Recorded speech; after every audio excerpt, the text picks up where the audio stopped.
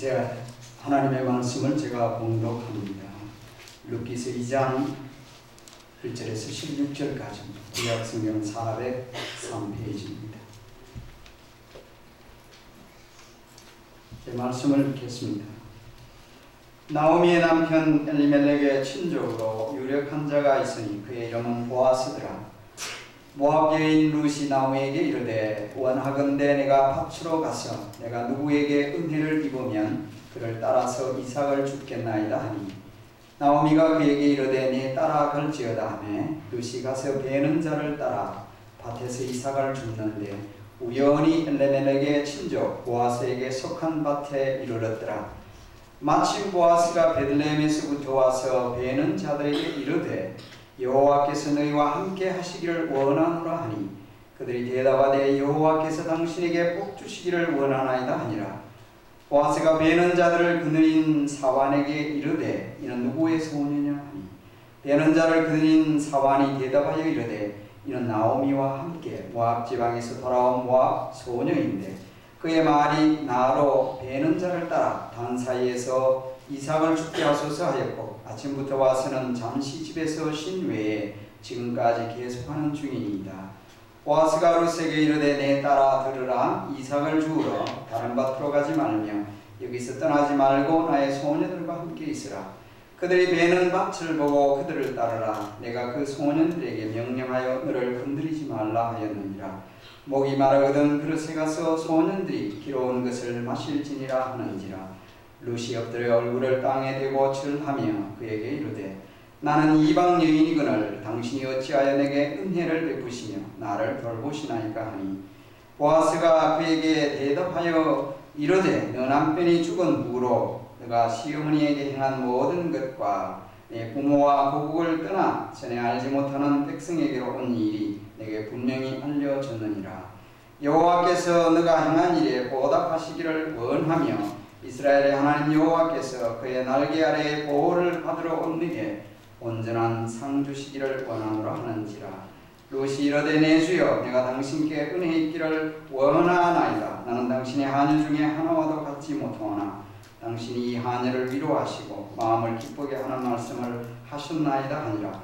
식사할 때에 보아스가 룻에게 이르되 이리로 와서 떡을 먹으며 내 떡 조각을 초에 집으라 하므로 룻이 곡식 빼는 자 곁에 앉으니 그가 볶은 곡식을 주매 룻이 배불리 먹고 남았더라. 룻이 이삭을 주우러 일어날 때에 보아스가 자기 소년들에게 명령하여 이르되 그에게 곡식단 사이에서 줍게 하고 책망하지 말며 또 그를 위하여 곡식 다발에서 조금씩 뽑아버려서 그에게 줍게 하고 꾸짖지 말라 하니라. 아멘. 기도하겠습니다.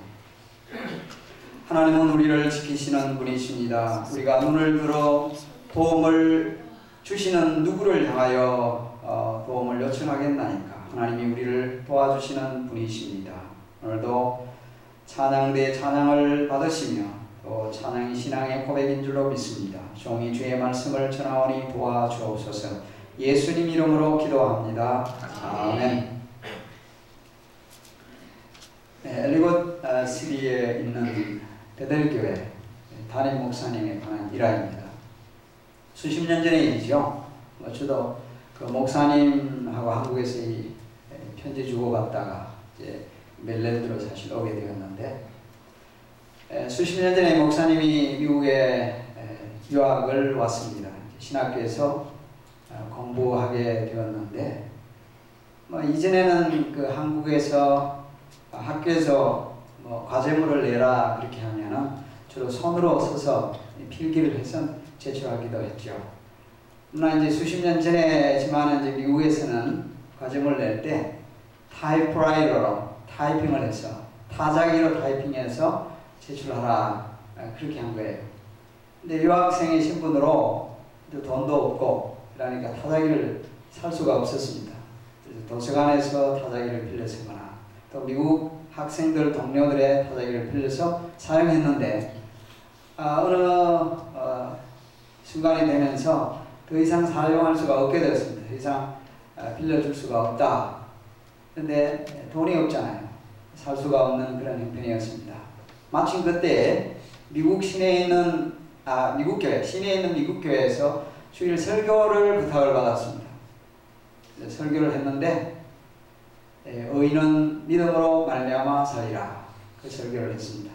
이 교인들이 예배 마치고 난 뒤에 10년 동안 듣지 못한, 10년 전에만 들었던 설교, 10년 지나서 이제야 이런 설교 들어서 은혜 받았다. 그때만 하더라도 성경적인 설교를 잘 하지 않았던 모양이죠. 그래서 예배 끝나고 난 뒤에 어떤 남자분이 악수를 청하면서 손에다 뭘 지워줘요. 종이 같은 걸 지워줬습니다. 그래서 표 보니까 체크했습니다. 수표 체크를 준 거예요, 종이. 근데 그 주면서 그분이 하는 말이, 하나님께서 당신에게 드리라고 해서 제가 드릴 뿐입니다 하고 주는 거예요. 그래서 보았더니 50불이었습니다. 그때 타자기를 사는데 타자기 값이 49불 95센트였습니다. 하나님은 때에 맞게끔요 그렇게 주세요. 이것을 가리켜서 때에 따라 돕는 은혜라 부를 수 있습니다. 성경에서 그렇게 말하죠. In our time of need. 우리의 필요 적절한 그 순간에 하나님이 도와주신다. 저도 개인적으로 그런 경험들이 있습니다. 하나님께서 너무 신비하게 하나님이 그렇게 도와주신다. 하나님은 무조건적으로 자신의 의지에 따라서 은혜를 베푸시는 분이십니다. 그러나 또한 성경은 우리에게 은혜의 자리로 하나님께로 나올 때, 십자가 앞으로 나올 때 하나님이 은혜 베푸신다. 그래 은혜 자리로 나오라고 말씀하죠. 이 룻이라고 하는 인물에 대해서 저희들이 계속해서 말씀을 상고하고 있는데, 룻은 하나님, 이방 여인이었죠. 하나님의 날개 아래, 즉 하나님을 자신의 피난처로 삼고 그 날개 아래로 들어왔습니다. 신앙도 고백했습니다. 하나님의 날개 아래로 들어온 그에게 하나님께서 은혜를 베푸시기 시작합니다. 물론 나오미도 마찬가지죠. 지난주에도 제가 은혜에 대해서, 그레이스에 대해서 말씀을 드렸는데, 오늘은 이 말씀 통하여서 제목으로 은혜로 사는 삶, Life by Grace, 은혜로 사는 삶이라 이런 제목으로 함께 말씀을 나누어 보고자 합니다. 첫째 말씀드리고자 하는 것은요, 하나님의 섭리적 은혜, 그렇게 붙여봤습니다. God's providential grace, God's providence, and God's grace. 하나님의 은혜인데 섭리적 은혜라 붙여봤습니다. 나오미와 룻이 베들레헴으로 옵니다. 1장 마지막 부분에 보면요, 베들레헴으로 돌아왔을 때 그때의 시기를 가리켜서 보리 추수와 밀 추수, 추수기였다라는 것을 보여줍니다. 돌아왔을 때 보면 보리 추수 시작할 때라고 되어 있습니다. 이건 뭘 이 룻기 저자가 보여주는가 하면 희망이 보인다. 이제 먹고 살 길이 보인다라는 희망을 보여주는 말씀이에요. 뭔가 일이 벌어질 것 같다. 읽는 독자로 하여금 생각하게 만드는 그런 말씀이에요. 돌아오기는 돌아왔습니다. 나오미와 룻이 돌아왔는데 아무것도 없어요.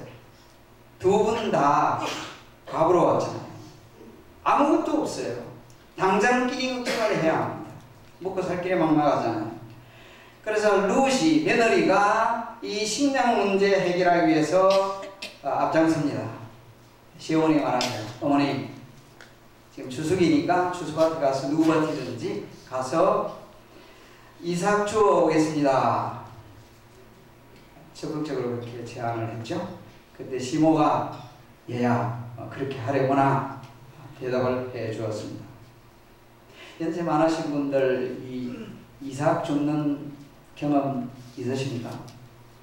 없어요? 저는 이삭 주워봤는데 그 이삭을 주워봤어요.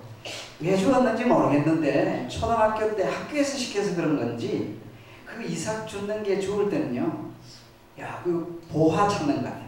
가끔 이삭이 좀 하나씩 줍는 거. 그런 이삭도 있지만은요, 감자 캐고 이 고구마 캐고 난 뒤에 밭에 가서 그것도 이삭이죠, 그렇죠? 딱 캘 때 하나씩 나올 때도요, 기분 매우 좋습니다.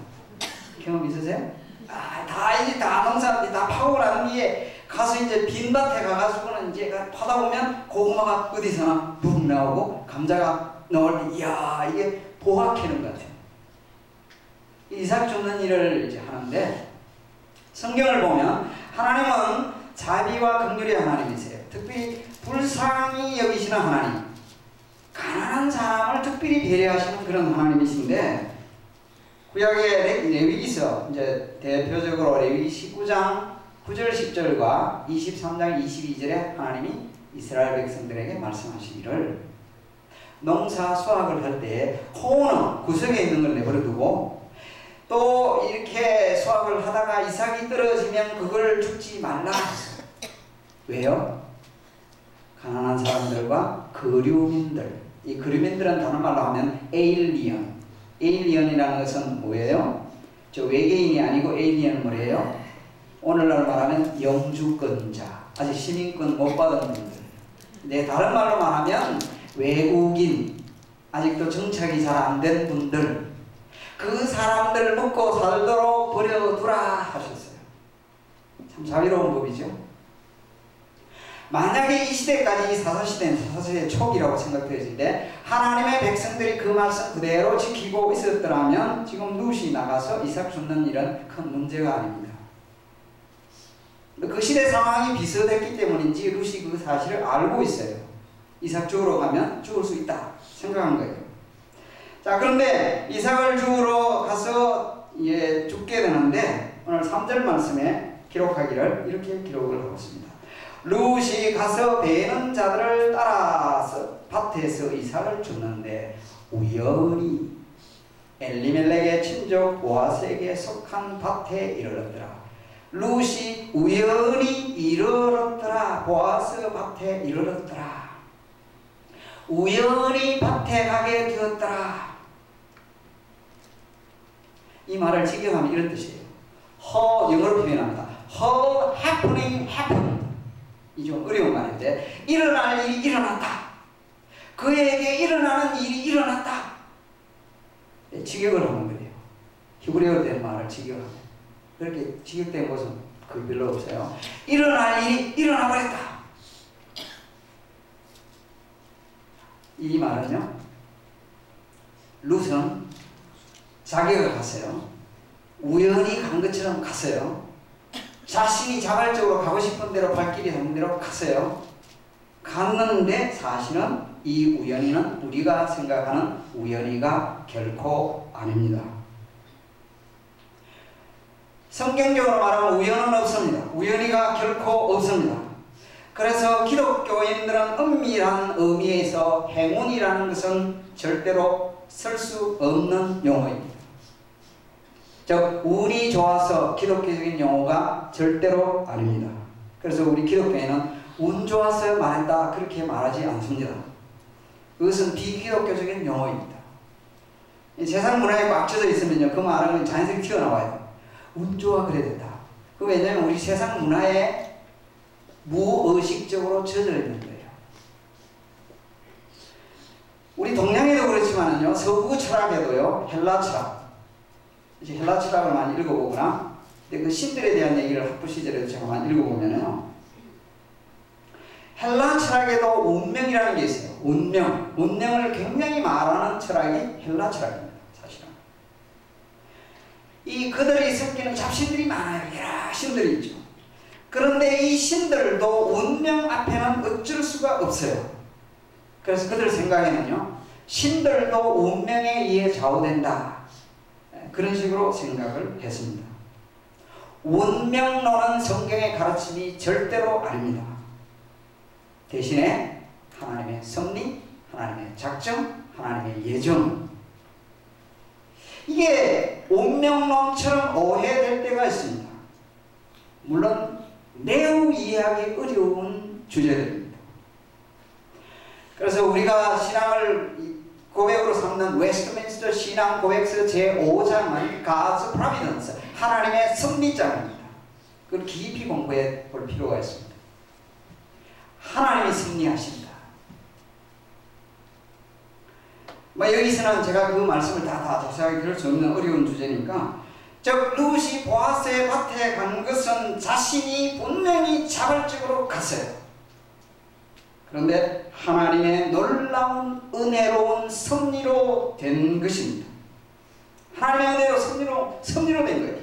4절 말씀을 딱 보면 이렇게 되어 있어요. 4절에 마침 딱 이르렀는데 마침 보아스가 베들레헴에서부터 와서 마침 보아스가 왔습니다. 사실은 이 마침이라는 히브리어는요, 직역을 하면 보라 하고 느낌표예요. 보라.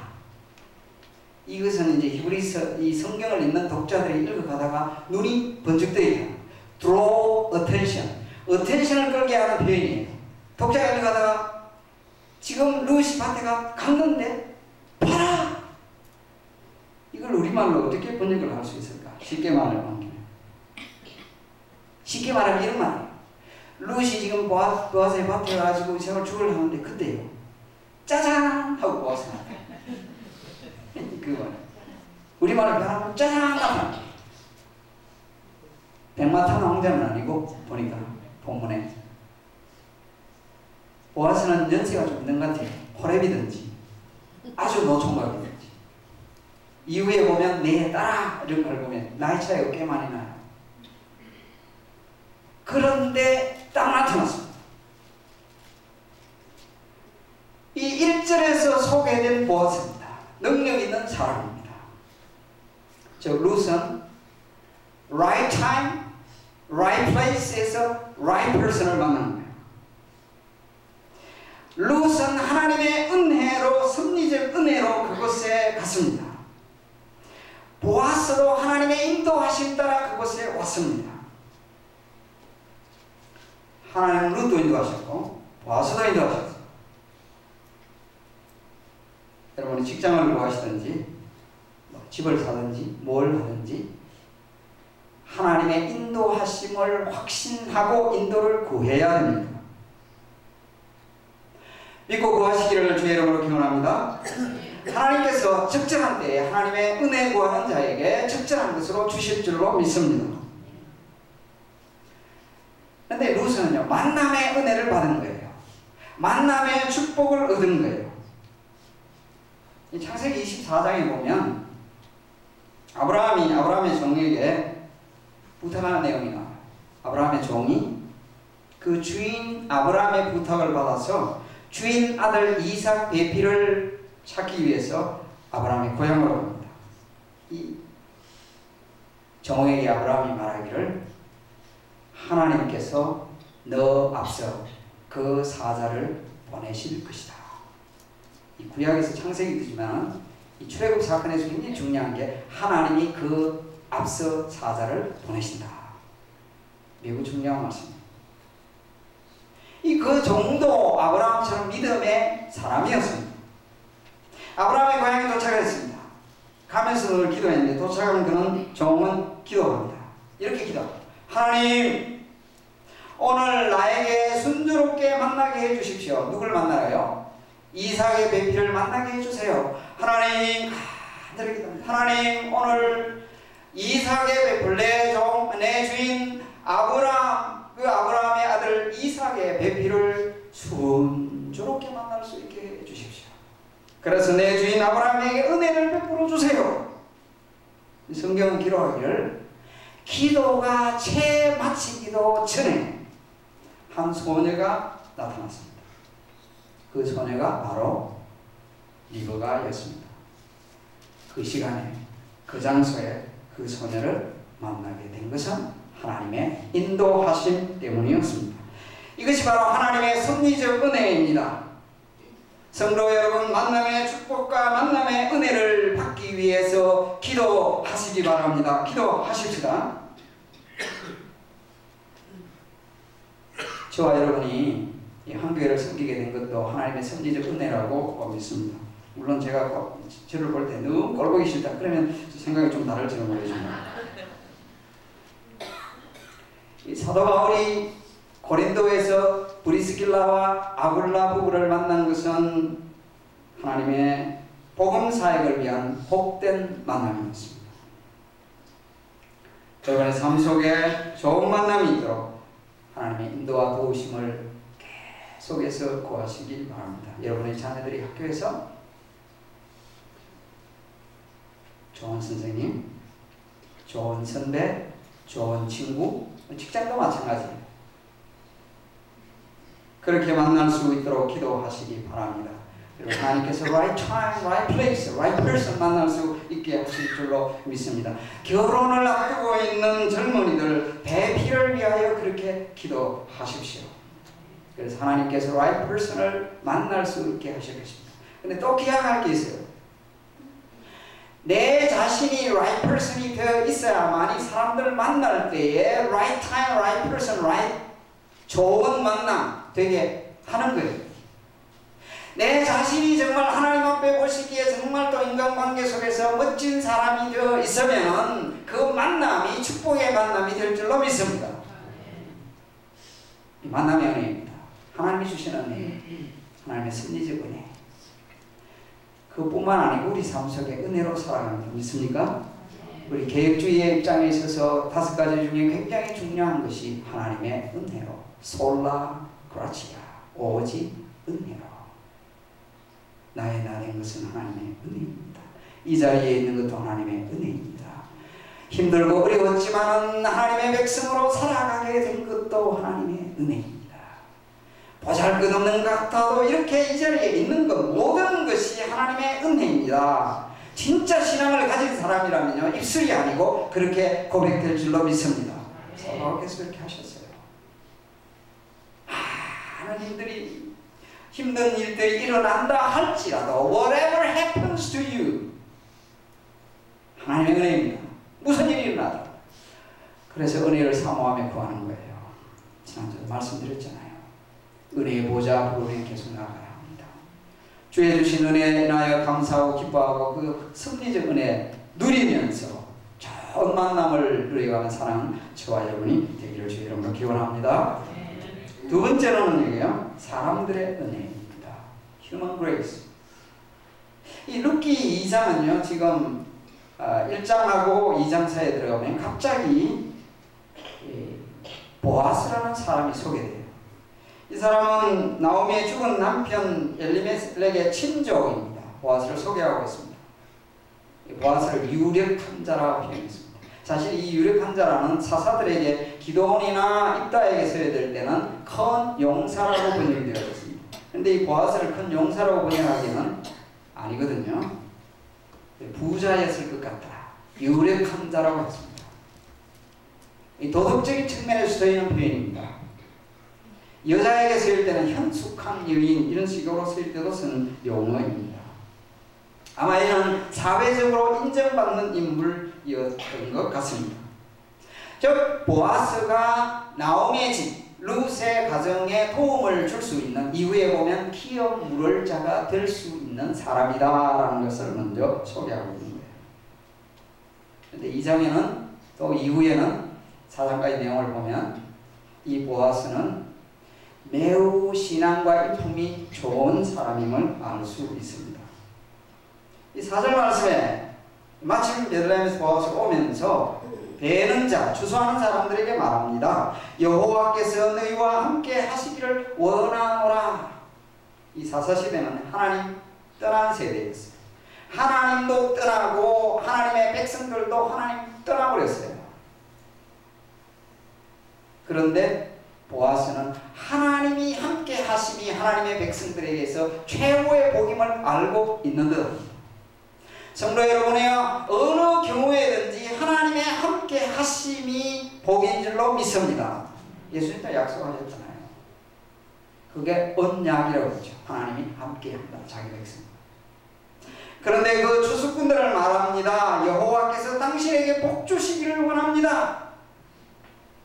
하나님의 복이 있기를 원합니다. 매우 아름다운 대화가 오고 가죠.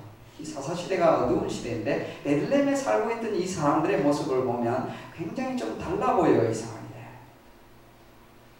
여러분들이 만약에 고용주라면 이 보아스 같은 고용주 되시기 바랍니다.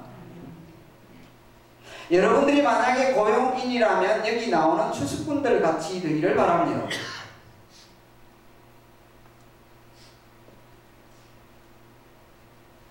보아스는 그러다가 이제 축복하고 난 뒤에 이렇게 보니까 저기에 처음 본 한 젊은 여인이 있거든요. 소녀가 있었습니다. 그래서 그 매니저에게 저 여자 누구 집 소녀냐? 어려 보입니다. 물었습니다. 그때서 이 매니저가 한국말로 하면 십장이라고 그렇게, 말이 맞는지 모르지만 포맨이 십장이 맞긴 하는데 영어로 표현하면 매니저가 저 사람은 모함 여자인데 나오미 시모 따라온 사람입니다. 그런데 아침부터 여기 와서 열심히 좀 이삭 죽게 해달라고 부탁하더니 열심히 이삭을 죽고 있습니다. 그렇게 말을 했습니다. 아마 그 단계 가운데 약간의 소개가 있었는지도 몰라요. 바로 8절 말씀에 보면 바로 보아스가 룻에게 하는 말이 나오잖아요. 격려해주는 말이 나와요. 매우 친절한 말로 격려해 주었습니다. 관대한 친절을 베풀어 줍니다. 그러니까 룻이 보아스의 그 말을 듣고 감격을 해요. 그 말 듣고 감동을 받았습니다. 무척 감동을 받았습니다. 그리고는 엎드려서 절까지 하면서 하는 말이, 나는 이방 여인인데 왜 내게 이렇게 은혜를 베푸십니까? 나를 불쌍히 여겨주십니까? 뒤에 나오는 돌본다는 말은 불쌍히 컴패션을 말해요. 내게 이렇게 은혜를 베푸시고 나를 불쌍히 여겨주세요. 나에게 은혜라는 말을 썼습니다. 은혜, 신약이 말하는 그레이스입니다. 이 장에서 3번 나오는 말이에요. 히브리어를 헬라어로 바꿀 때 그레이스, 영어로 바꾼 게 그레이스입니다. 은혜. 내게 은혜 베푸십니까? 은혜 얘기했습니다. 13절 끝부분에도 보면 룻이 이르되 내 주여 내가 당신께 은혜 있기를 원합니다. 이 밭에 이삭 주우러 나오기 전에 시모에게 룻이 한 말 가운데 2절이죠. 모압의 룻이 나오미에게 이르되 원하긴대 내가 밭으로 가서 내가 누구에게 은혜를 입으면, 표현을 썼습니다. 지금 룻은 보아스에게 은혜를 입고 있죠. 사실은 이 은혜를 입게 된 게 어떻게 된 것일까요? 우선 1차적으로 이런 생각해 보면 이삭 죽게 하라, 물론 하나님의 명령입니다. 그런데 하나님의 명령이지만 주인이 노하면 뭐 그러죠. 이삭 죽지 마라 이렇게 하면 안 되는 거잖아요. 그러니까 이삭 죽는 것 자체가 은혜예요. 사실 와서 죽으라. 거기다가 룻에게 특별히 은혜를 준 것은요, 보아스의 말에 나와 있습니다. 11절 말씀. 자, 11절 말씀 우리 같이 한번 읽어봅시다. 자, 11절. 다 같이 큰 소리로 읽어봅니다. 자, 시작. 보아스가 그에게 대답하여 이르되 내 남편이 죽은 후로 내가 시어머니에게 행한 모든 것과 내 부모와 복을 떠나 전에 알지 못하는 백성에게로 온 일이 내게 분명히 알려졌느니라. 무슨 말씀인지 이해가 되세요? 남편 죽고 난 뒤에도 너 시어머니에게 극진히 잘했다. 거기다가 부모 친척 친정집 다 버리고 전혀 알지 못하는 이곳에까지 왔다는 소식 잘 들었다. 이 남자가 들었습니다. 누가 얘기했기에 들었을까요? 여자분들이 많이 얘기했겠죠. 그런데 처음에는 이 얘기를 소문이 어디서 났을 거예요? 시어머니에게 잘했다, 며느리가 잘했다는 누가 그 말을 했을까요? 생각해 보세요. 그렇지, 시어머니가 얘기 안 하면 말 리가 없잖아요. 시어머니가 얘기했단 말입니다. 동네 사람들에게 내 며느리는 이런 며느리다 하고 칭찬한 거죠. 아무리 잘해도요, 100은 한 99는 잘한데 1% 좀 못한 거고, 이 내 며느리 이렇게 나쁜 며느리다 했으면 소문이 어떻게 났겠어요? 그 나쁜 며느리네 이렇게 났겠죠. 99은 잘해도. 사람이 100% 완전한 사람은 없잖아요. 룻도 뭔가 조금 그럴 수가 있잖아요. 시어머니하고 약간 트러블 생길 수 있겠죠. 없을 것 같습니까? 있다니까요. 근데 좋은 것만 보인 거예요. 소문을 누가 냈느냐? 시어머니가 한 거예요. 내 며느리는 이런 좋은 며느리다. 물론 눈치 잘했습니다. 여러분들도 마찬가지예요. 내 며느리는 좋은 며느리다. 그러면 소문이 잘 나와가지고 좋은 며느리 되는 거예요. 그런데 내 며느리는 잘하고 있는데도 그 못된 며느리. 그러면 여러분의 며느리는 형편없어지는 거예요. 사회도 마찬가지고 식구도 마찬가지입니다. 가족이 그래요. 우리말로 그것을 뭐예요? 자기 얼굴에 침 뱉기라고 말하지요. 교회도 마찬가지잖아요. 좋은 소문이 물론 잘하는 사람에게도 나지만요, 많은 사람에게도 온단 말이에요. 이 보아스는 루세에게 은혜를 베풀고 있습니다. 하나님의 은혜를 베풀 때 초자연적으로 은혜를 베푸시기도 하지만 주로 사람을 통해서 은혜를 베풀어요. 앞서 처음에 말씀드렸죠? 어떤 목사님 얘기했잖아요. 하나님의 은혜를 베풀 때 통로를 누구를 사용하느냐 하니까 사람을 통하여 베푼다는 거예요. 여러분들이 혹시 은혜 베풀 수 있는 위치나 자리에 있습니까? 은혜를 베풀 수 있는 능력이 있습니까? 하나님은 여러분을 통하여 다른 사람에게 은혜 베푸시기를 원하십니다. 은혜 베푸시는 분들이 되시기 바랍니다. 우리는 사람들을 통하여 은혜를 베풀기도 하고 받기도 합니다. 이 루스에게 배려하죠.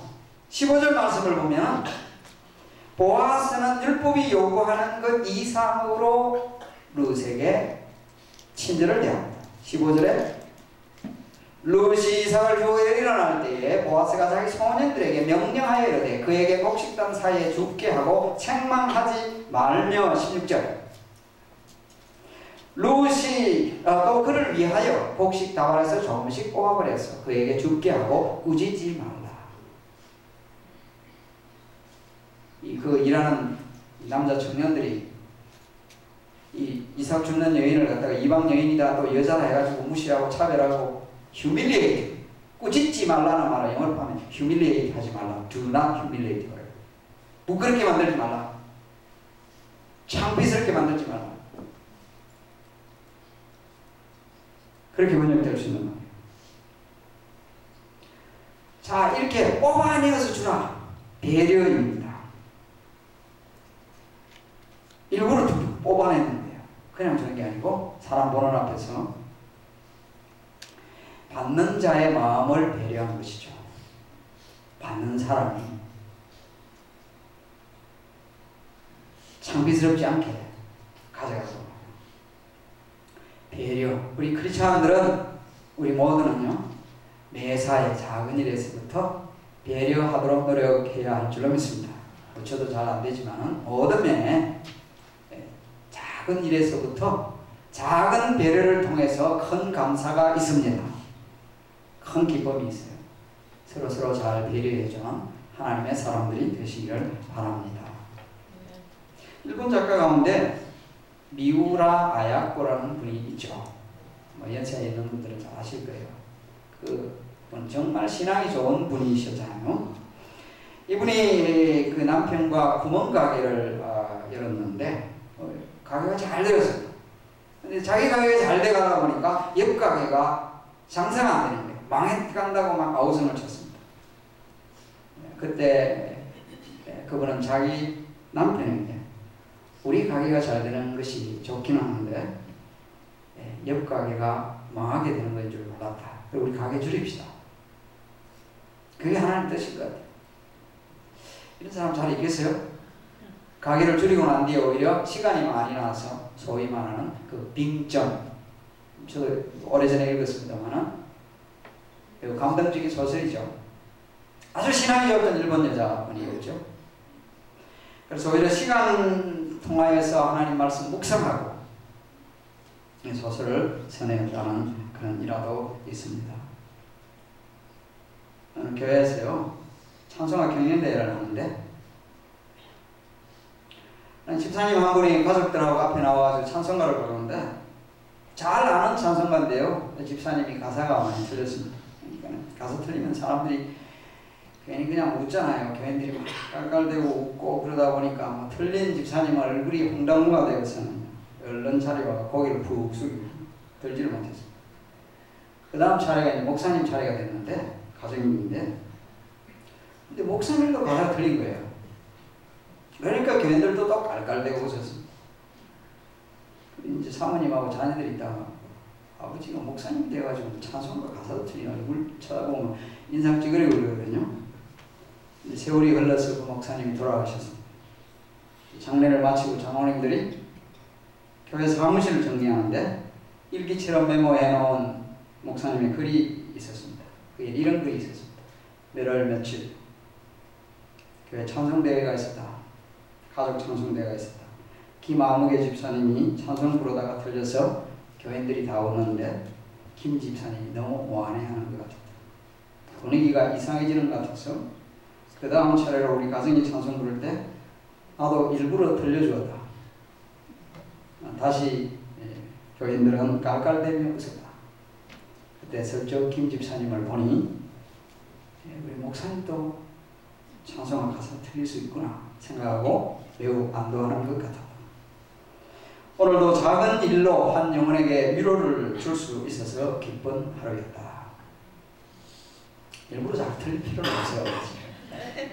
없지만은 말씀드리는 것은 삶 속에서 배려하자. 그런데 또 오버하면 안 돼요. 그렇죠?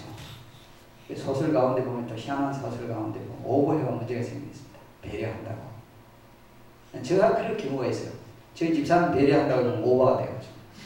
나는 분명히 배려를 한다고 했는데 아닌 거예요. 참 지혜가 없어서 그런 것 같아요. 말씀을 맺습니다. 은혜로 사는 삶인 줄로 믿습니다. 성도의 삶은 특별히 은혜로 삽니다. 하나님의 은혜로 살아요. 하나님의 섭리적 은혜로 오늘 말씀드렸습니다. 만남의 축복이 있습니다. 또 만남의 축복이 있도록 기도하세요. 도우심을 구하세요. 하나님이 인도하십니다. 도와주십니다. 사람들의 은혜 우리가 기억해야 합니다. 나에게 베풀어준 사람들의 은혜도 잊지 말고 사람들의 은혜로 베풀 수 있어야 되겠고요. 하나님은 사람을 통해서 은혜 베푸십니다. 은혜로 사는 복된 인생임을 알고 살아가는 저와 여러분의 되기를 주의 이름으로 기원합니다. 기도하겠습니다.